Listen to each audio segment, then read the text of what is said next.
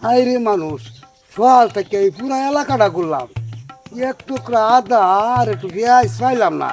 এই সম্পদটা কি হইব? হ্যাঁ,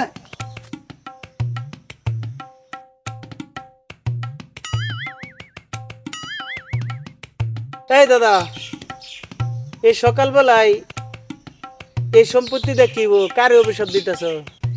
আরে ভাই আর কইস না, সকালবেলা সেটা মুড়ি খাইয়ের মলেছি।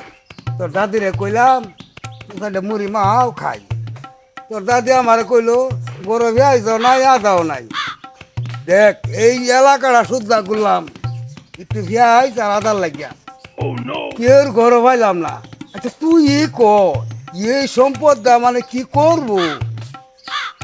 কে তোমার বন্ধ ভরে এত সম্পত্তি থইয়া তোমার ঘরে কি একটু ফেসার আদা রাখুন জানা?